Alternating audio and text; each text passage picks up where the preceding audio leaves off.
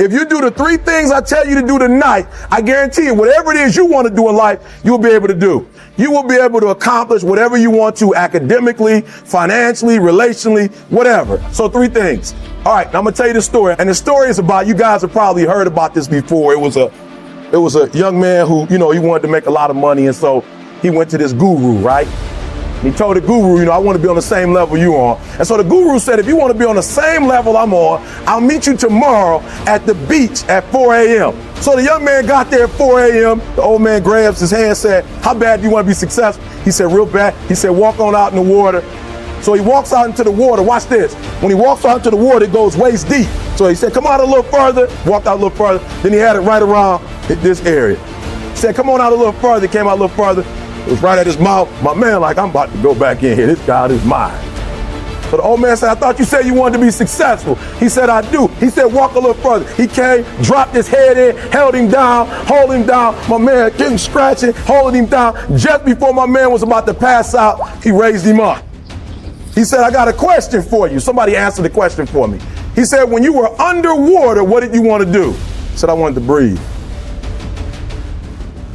He told the guy, he said, when you want to succeed as bad as you want to breathe, then you'll be successful. I don't know how many of y'all got asthma in here today, but if you ever had an asthma attack before, you short of breath, SOB, shortness of breath, you wheezing. The only thing you trying to do is get some air. You don't care about no basketball game. You don't care what's on TV. You don't care about nobody calling you. You don't care about a party. The only thing you care about when you're trying to breathe is to get some fresh air. That's it. And when you get to the point where all you want to do is be successful as bad as you want to breathe, then you'll be successful. And I'm here to tell you, number one, that most of you say you want to be successful, but you don't want it bad. You just kind of want it. You don't want it badder than you want to party. You don't want it as much as you want to be cool. Most of you don't want success as much as you want to sleep. You got to be willing to work off for 3 hours of sleep, 2 hours. If you really want to be successful, some days you're going to have to stay up 3 days in a row. Because if you go to sleep, you might miss the opportunity to be successful. That's how bad you got to want it. 50 Cent was doing his movie. I did a little research on 50, and 50 said that when he wasn't doing the movie, he was doing the soundtrack. And they said, when do you sleep, 50? Sleep. He said, sleep. Sleep is for those people who are broke. I don't sleep. And I'm here to tell you today, if you got somebody came to my office the other day crying. I said, look, don't cry to give up. Cry to keep going. Don't cry to quit. You already in pain. You already hurt. Get a reward from it. Don't go to sleep until you succeed. The most important thing is this: to be able at any moment to sacrifice what you are for what you will become. That's the number 2 thing. You got to catch that one. Some of you focus until the phone ring, and then you like, I got to answer it. If I don't answer the phone, I'm going to die. I'm saying to you today that there are some of you, if you give up your cell phone, you would be successful. But your cell phone is more important to you than your success. Because the time you spend on your cell phone could be used for your success. The time you could be using to be successful, you're using it on the cell. And the cell phone is not bringing you nothing but a bill. To be able at any moment to sacrifice what we are for what we could be. I don't do well in math. You're right. You ain't never studied. I'm not good in writing because you have never written before. But I dare you to fail in writing for a whole year to see if you can get to the end. I dare you to fail. Always want to give up. I'm dropping. Why are you dropping?